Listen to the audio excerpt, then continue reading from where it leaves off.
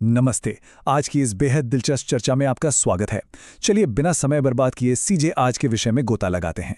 जरा सोचिए एक ऐसे शहर के बारे में जो राजस्थान की अरावली पहाड़ियों के बीच बसा है और जिसने सदियों से लोगों के दिलों में दहशत पैदा कर रखी है।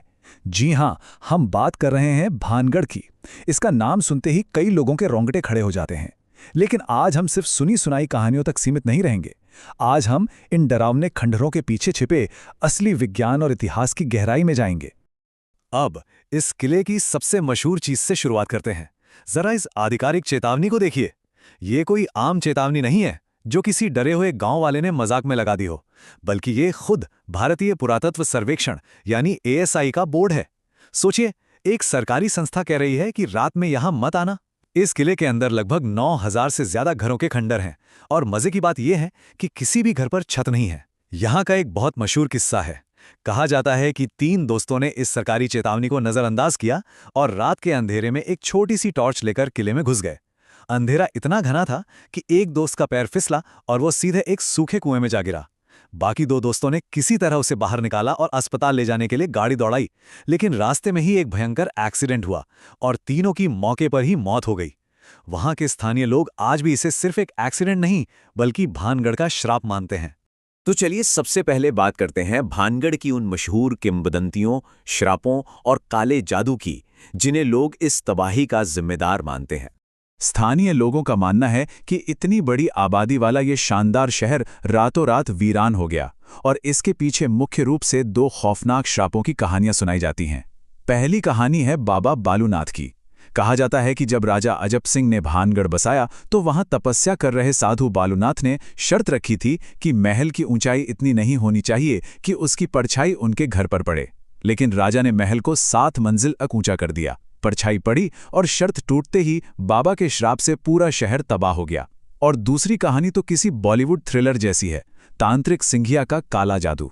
सिंघिया वहां की राजकुमारी रत्नावती की खूबसूरती का दीवाना था। उसने राजकुमारी को पाने के लिए एक इत्र की शीशी पर काला जादू कर दिया, लेकिन राजकुमारी को भनक लग गई और उसने वो शीशी एक बड़े पत्थर पर दे मारी। कहते हैं कि वो जादुई पत्थर सीधा सिंघिया की तरफ लुढ़कता हुआ गया और उसे कुचल दिया। मरते मरते उस तांत्रिक ने श्राप दिया कि इस महल में रहने वाला कोई जीवित नहीं बचेगा। अब आप सोच रहे होंगे कि ये तो सिर्फ पुरानी कहानियां हैं, लेकिन अहम बात यह है कि ये श्राप सिर्फ कहानियों तक सीमित नहीं रहे। ऐसे कई रूह कपा देने वाले दावे हैं जिन्हें पर्यटकों और पत्रकारों ने सच में महसूस किया है।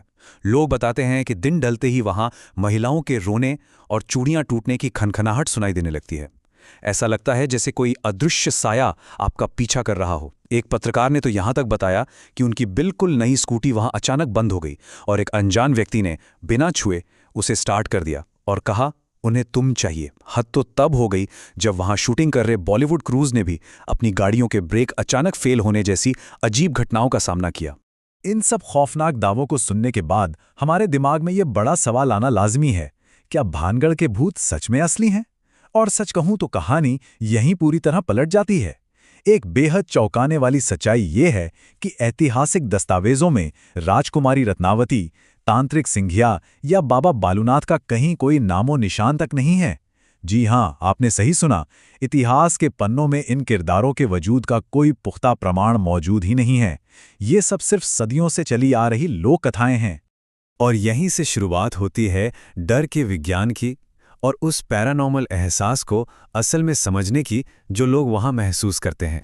अगर वो किरदार असली नहीं है तो लोगों को भानगढ़ में जो खौफ और घबराहट महसूस होती है वो क्या है? इसे समझने के लिए हमें इंफ्रासाउंड को समझना होगा। ये 20 हर्ट्ज से नीचे की ध्वनि तरंगें होती हैं।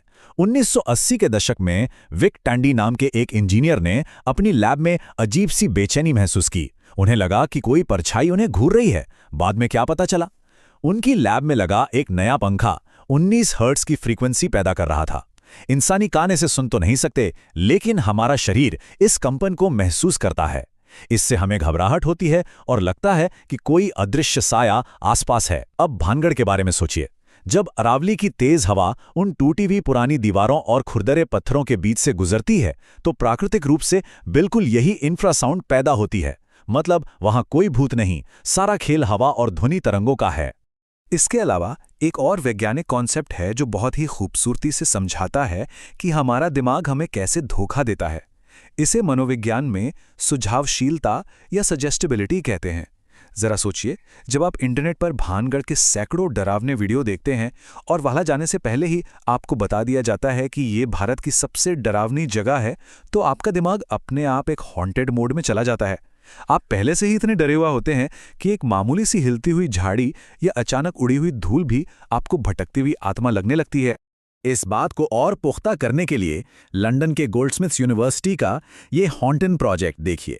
साल 2008 में उन्होंने एक प्रयोग किया।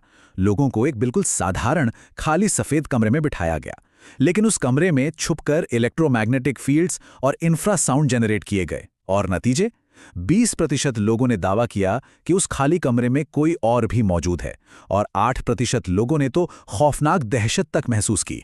ये प्रयोग शानदार ढंग से साबित करता है कि बिना किसी भूत या डरावने माहौल के भी केवल विज्ञान और सजेस्टिबिलिटी का इस्तेमाल करके किसी के भी दिमाग में डर पैदा किया जा सकता है। इसके बाद आती है हमारी आंखों की एक और मनोवैज्ञानिक चाल, जिसे पैरिडोलिया कहते हैं। क्या आपको कभी बादलों में कोई जानवर या चेहरा नजर आया है? बिल्कुल, ये हमारे दिमाग की एक एवोल्यूशनरी वायरिंग है। हमारा दिमाग खतरों से बचने के लिए रैंडम आकृतियों में चेहरे ढूंढने का आदी है। जब आप भानगढ़ के खंडरों की टूटी दीवारों, अंधेरे कोनों और पुरानी इमारतों की परछाइयों को देखते हैं, तो आपका दिमाग अपने आप वहां डरावने चेहरे और आकृतियां बना लेता है। असल में वो सिर्फ पत्थर और अंधेरे का खेल होता है। तो अब आते हैं रात के असली खतरों पर और एएसआई की उस सख्त चेतावनी के पीछे के सच पर। अगर वहां भूत नहीं है तो सूर्यास्त के बाद गेट पर ताला क्यों लगा दिया जाता है? इसके पीछे कोई अलौकिक रहस्य नहीं, बल्कि एक बेहद सांसारिक और जानलेवा हकीकत है। भानगढ़ सरिस्का टाइगर रिजर्व से सिर्फ 50 किलोमीटर दूर है। रात होते ही ये वीरान खंडहर जंगली जानवरों जैसे बंगाल टाइगर, तेंदुए और लकड़बग्गों का शिकारगाह बन जाते हैं। इसके अलावा किले की इमारतें इतनी जर्जर हो चुकी हैं कि भारी पत्थर कभी भी आपके ऊपर गिर सकते हैं। वहां रात में रुकना असल में अपनी जान को सीधे दांव पर लगाना है, भूतों के कारण नहीं, बल्कि इन असली शिकारियों और खस्ताहाल इमारतों के कारण। और यहीं से वो आवाजों वाला पूरा रहस्य भी सुलझ जाता है।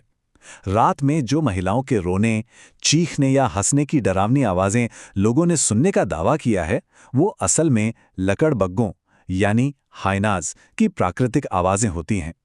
उनकी आवाज हूबहू इंसानों के रोने जैसी लगती है, और अंधेरे में जब मकाक बंदर पुराने पेड़ों और छतों पर कूदते हैं तो पत्तों की खड़खड़ाहट बिल्कुल ऐसी लगती है जैसे कोई साया आसपास भटक रहा हो। तो अगर जादू टोना नहीं था तो भानगढ़ वीरान कैसे हुआ? आइए 1783 के चालीसा अकाल और इस तबाही के असली अपराधी की बात करते हैं। इतिहास के पन्नों को पलटें तो भानगढ़ की कहानी कुछ इस तरह है। 1573 में इसे माधो सिंह ने बसाया था, और ये कोई छोटा मोटा किला नहीं, बल्कि 9000 घरों का एक बेहद संपन्न शहर था। समय के साथ इसका राजनीतिक दबदबा कम हुआ और 1720 में सवाई जयसिंह ने इस पर कब्जा कर लिया।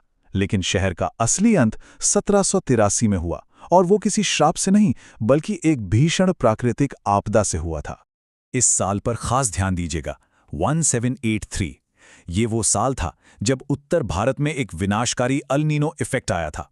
इसने मौसम के पूरे चक्र को बिगाड़ कर रख दिया और इस शहर की किस्मत हमेशा के लिए बदल दी। इतिहास में इस भयानक त्रासदी को चालीसा अकाल कहा जाता है। राजस्थान में पानी की वैसे ही कमी रहती है, और इस भीषण सूखे ने हालात को बद से बदतर कर दिया। सोचिए, पूरे उत्तर भारत में इस अकाल ने लगभग 2/3 आबादी को खत्म कर दिया। भानगढ़ के लोगों के पास भोजन और पानी के बिना वहां से भागने के अलावा कोई विकल्प नहीं बचा था। उन्हें अपना बसा बसाया शहर रातों रात खाली करना पड़ा, और यही वो असली और दर्दनाक वजह है कि भानगढ़ के घर आज भी बिना छतों के वीरान खंडहरों की शक्ल में खड़े हैं। अब इस हकीकत को समझने के बाद मनोविज्ञान से जुड़ा एक बहुत गहरा सवाल सामने आता है। हम इंसान अकाल और भूखमरी जैसी कठोर और असली ऐतिहासिक सच्चाइयों को भूलकर काले जादू, प्यार और श्रापों की कहानियों पर यकीन करना क्यों ज्यादा पसंद करते हैं? इसका सीधा सा जवाब है साइकोलॉजिकल कंफर्ट, यानी मनोवैज्ञानिक आराम। हमारा इंसानी दिमाग बेतरतीब चीजों को बर्दाश्त नहीं कर पाता। अकाल आया और हजारों लोग बेमौत मारे गए। ये सुनने में बहुत दुखद और रैंडम लगता है। इससे हमें एहसास होता है कि हम प्रकृति के सामने कितने बेबस हैं। इसके विपरीत जब हम एक तांत्रिक के श्राप की कहानी सुनते हैं तो हमारे दिमाग को एक कारण मिल जाता है, एक खलनायक मिल जाता है। हम असल में ऐसी बेतुकी और खौफनाक त्रासदियों को एक मतलब देने के लिए भूतों का आविष्कार कर लेते हैं। अंत में मुझे महान वैज्ञानिक मैरी क्यूरी की एक बात याद आती है। जीवन में किसी भी चीज से डरने की जरूरत नहीं है, बस उसे समझने की जरूरत है। भानगढ़ का रहस्य भी बिल्कुल ऐसा ही है। जब तक हमने इसे श्राप और काले जादू के नजरिए से देखा, ये डरावना लगा। लेकिन जैसे ही हमने विज्ञान, इंफ्रासाउंड और असली इतिहास का चश्मा पहना, सारा डर गायब हो गया। तो अगली बार जब भी आपके सामने कोई ऐसी खौफनाक कहानी आए, तो एक पल रुककर जरूर सोचिएगा, क्या वहां वाकई कोई अलौकिक शक्ति है या बस हमारा अपना दिमाग हमें धोखा दे रहा है? आज की इस गहरी और दिलचस्प चर्चा का हिस्सा बनने के लिए आपका बहुत बहुत धन्यवाद।